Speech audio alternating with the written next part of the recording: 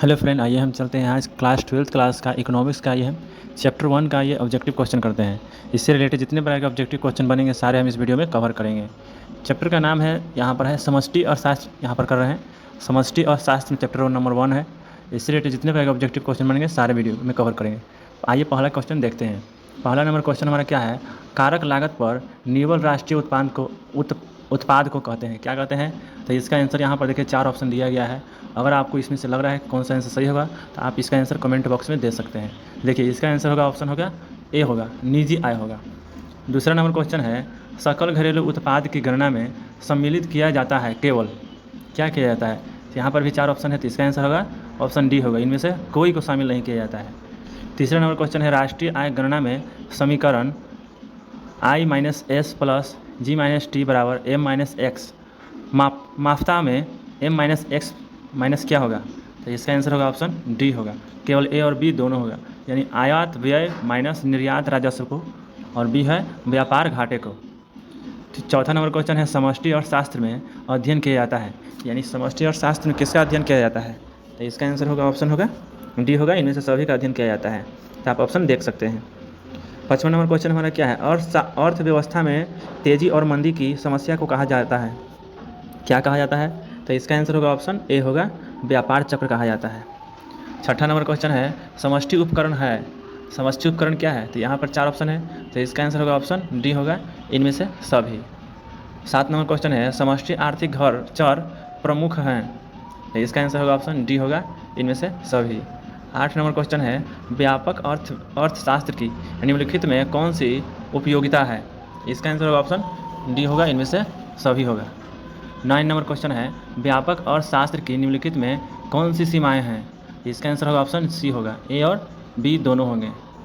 10वां number question है, व्यापक अर्थशास्त्र का प्रमुख यंत्र राष्ट्रीय आय विश्लेषण है, किसने कहा है? तो इसका आंसर होगा ऑप्शन बी होगा, यानी सुल्ज ने कहा है।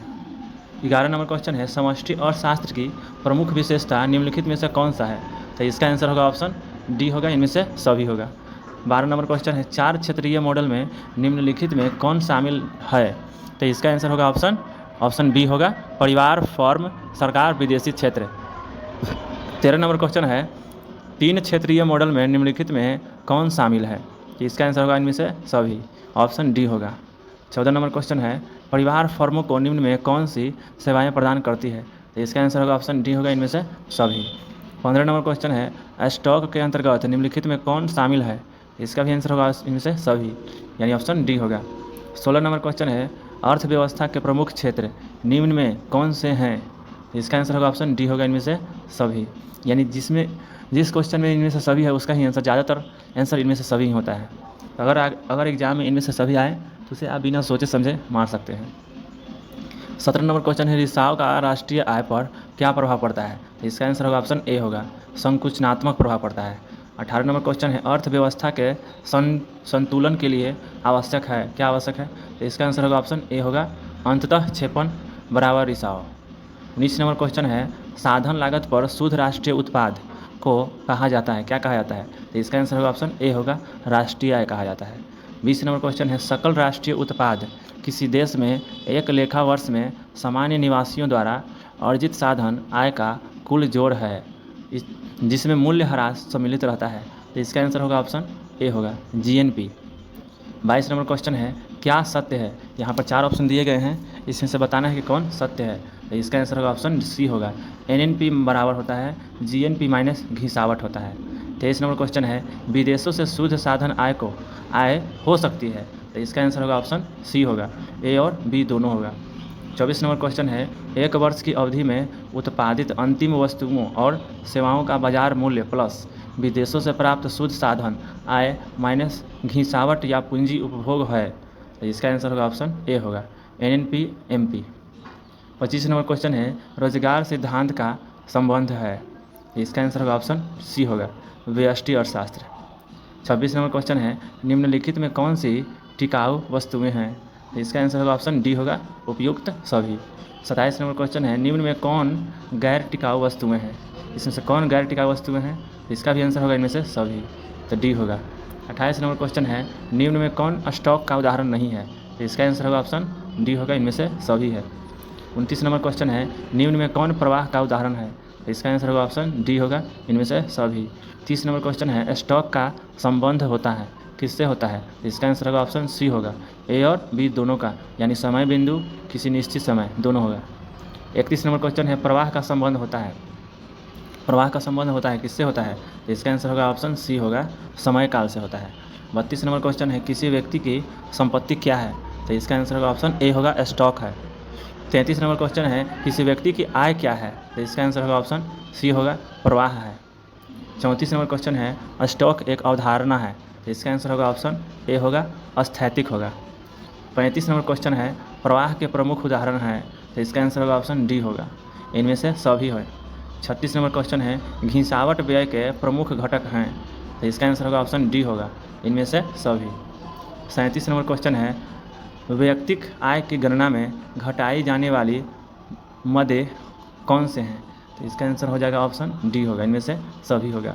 और 30 नंबर क्वेश्चन क्या है, राष्ट्रीय आय मापने की वह विधि जो एक लेखा वर्ष में देश की घरेलू सीमा के अंदर प्रत्येक उत्पादक उद्यम द्वारा उत्पादन में किए गए योगदान की गणना करके राष्ट्रीय आय को मापती है, वह कौन सी विधि कहलाती है? इसका आंसर होगा ऑप्शन सी होगा, ए और बी दोनों होगा, यानी उत्पाद विधि और मूल्य वृद्धि विधि।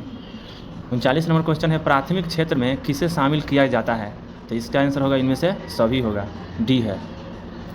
40 नंबर क्वेश्चन है, गौण क्षेत्र अथवा द्वितीयक क्षेत्र में कौन शामिल किया जाता है? तो इसका आंसर होगा ऑप्शन सी होगा, ए और बी दोनों। गन्ने से चीनी, कपास से कपड़ा। 41 नंबर क्वेश्चन है, तृतीयक क्षेत्र में किसे शामिल किया जाता है? तो इसका आंसर होगा ऑप्शन डी होगा, इनमें से सभी होगा। 42 नंबर क्वेश्चन है, प्राथमिक क्षेत्र को जाना जाता है, किससे जाना जाता है? इसका आंसर होगा ऑप्शन ए होगा, कृषि तथा संबंधित क्षेत्र। 43 नंबर क्वेश्चन है, द्वितीयक क्षेत्र को जाना जाता है, इसका आंसर होगा ऑप्शन बी होगा, निर्मित क्षेत्र को। 44 नंबर क्वेश्चन है, राष्ट्रीय आय का मापन निम्नलिखित में किस किस विधि से किया जाता है?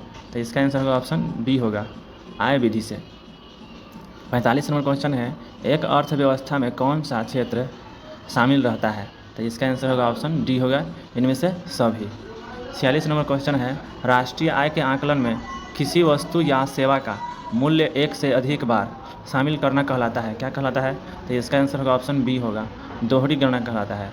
47 नंबर क्वेश्चन है, मौद्रिक लागत में निम्नलिखित में किसे सम्मिलित किया जाता है? तो इसका आंसर होगा ऑप्शन डी होगा, उपयुक्त सभी होगा। और 48 नंबर क्वेश्चन है, राष्ट्रीय आय में निम्नलिखित में से किसे सम्मिलित किया जाता है? तो इसका भी आंसर होगा ऑप्शन होगा डी, इनमें से कोई नहीं। 49 नंबर क्वेश्चन है, साख गुणक क्या है? साख गुणक क्या है? तो इसका आंसर होगा ऑप्शन ए होगा, 1/, नगद दोष अनुपात, 1/, नकद दोष अनुपात होगा। 50 नंबर क्वेश्चन है, स्थिर कीमत पर राष्ट्रीय आय को क्या कहते हैं? तो इसका आंसर होगा ऑप्शन सी होगा, जीएनपी होगा, जीएनपी अवस्फीतिक। और 51 नंबर क्वेश्चन है, एक लेखा वर्ष में किसी देश में जितनी भी अंतिम वस्तुओं और सेवाओं का उत्पादन होता है उसके बाजार मूल्य को क्या कहते हैं? तो इसका आंसर होगा ऑप्शन सी होगा, सकल घरेलू उत्पाद। 52 नंबर क्वेश्चन है, राष्ट्रीय प्रयोज्य आय की गणना निम्न में किस पर होती है? तो इसका आंसर होगा ऑप्शन बी होगा, साधन लागत पर होता है। 53 नंबर क्वेश्चन है, पूंजी स्टॉक की वृद्धि क्या कहलाती है? पूंजी स्टॉक की वृद्धि क्या कहलाती है? तो इसका आंसर होगा ऑप्शन डी होगा, इनमें से कोई नहीं। 54 नंबर क्वेश्चन है, निम्न में से किस उद्देश्य से खरीदी गई वस्तुएं अंतिम वस्तुएं कहलाती है? तो इसका आंसर होगा ऑप्शन ए होगा, आवश्यकता की संतुष्टि हेतु। और 55 नंबर क्वेश्चन है, सतत आर्थिक वृद्धि का सूचक कौन है? तो इसका आंसर होगा ऑप्शन होगा सी होगा, हरित जीएनपी होगा। 56 नंबर क्वेश्चन है, निम्न